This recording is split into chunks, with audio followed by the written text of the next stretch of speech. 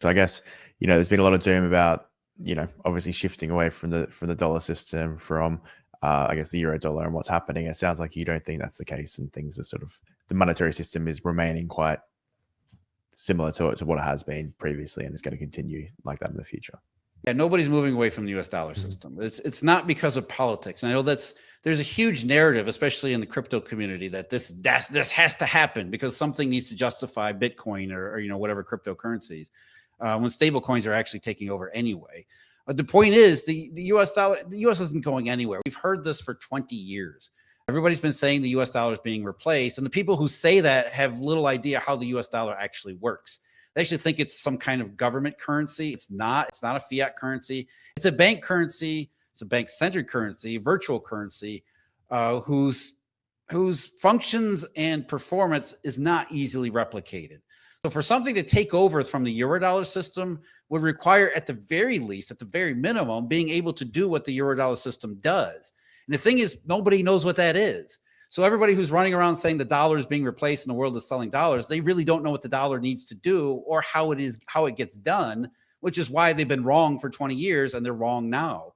Nobody is moving away from the dollar, and that if these fluctuations in the exchange value of the US dollar tell you something about conditions in the US dollar, not some kind of external move away from it. So if we see the dollar fluctuating up and down in short run periods, you probably want to dismiss those to begin with, because short run, lots of stuff happens in the short run.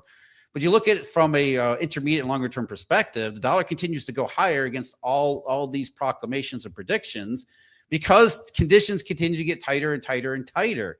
Why did the dollar surge like I said, at the end of last year?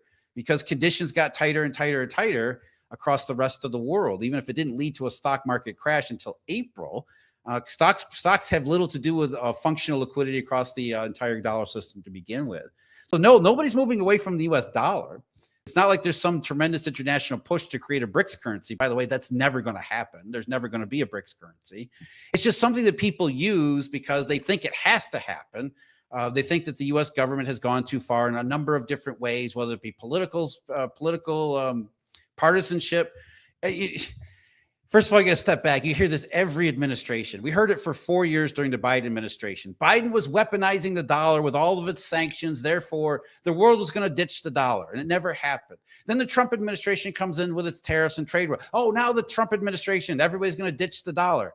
Everybody is always ditching the dollar, except it never actually happens. And the reason it doesn't happen is because there are functional requirements. So you got to move away from trying to interpret politics, whether it be partisan politics or geopolitics, in the movements of these exchange values, and realize that they're telling you something about conditions within the system that is not changing anytime soon. And that's not actually a good thing.